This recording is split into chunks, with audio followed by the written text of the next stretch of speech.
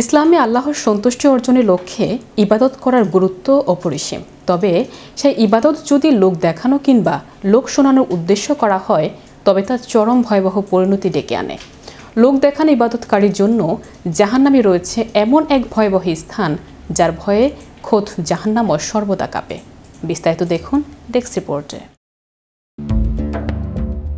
ইসলামে আল্লাহর সন্তুষ্টি অর্জনের লক্ষ্যে ইবাদত করার গুরুত্ব অপরিসীম। তবে সেই ইবাদত যদি লোক দেখানো কিংবা লোক শোনানোর উদ্দেশ্যে করা হয় তবে তা চরম ভয়াবহ পরিণতি ডেকে আনে।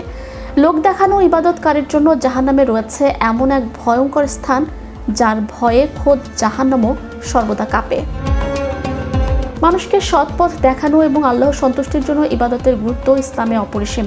তবে সেই ইবাদত যদি হয় লোক দেখানো কিংবা লোক শোনানোর উদ্দেশ্যে তবে তা বয়ে আনতে পারে চরম বিপদ। হাদিস শরীফে এসেছে জাহান্নামের এমন এক ভয়ঙ্কর স্থানের কথা যার তীব্রতা থেকে বাঁচতে খোদ জাহান্নামও দিনে 100 বার মহান আল্লাহর কাছে আশ্রয় প্রার্থনা করেন।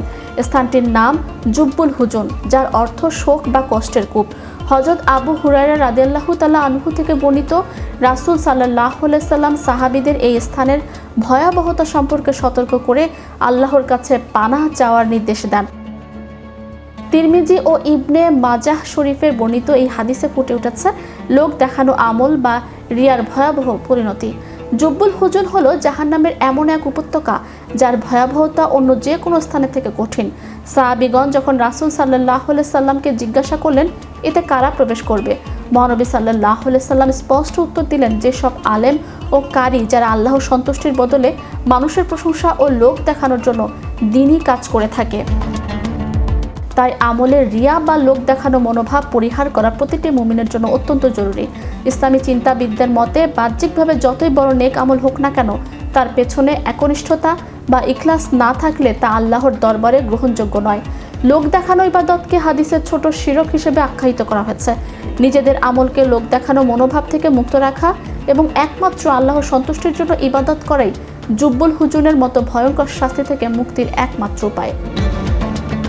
ইবাদতের আসল সৌন্দর্য নিহিত রয়েছে বান্দার একনিষ্ঠতায়। লোক দেখানো কিংবা দুনিয়াবি খ্যাতির মোহ কিভাবে নেক আমলকে ধ্বংস করে দেয়, জুব্বুল হুজুনের বর্ণনায় তারই চরম এক বার্তা রয়েছে। প্রতিটি মুমিন মুসলমানের উচিত নিজের ইবাদতকে কেবল মহান রাব্বুল আলামিনের সন্তুষ্টির জন্যই নিবেদিত করা এবং যে কোনো ধরনের লোক দেখানো মনোভাব থেকে নিজেকে সর্বদা দূরে রাখা। Channel Europe news desk.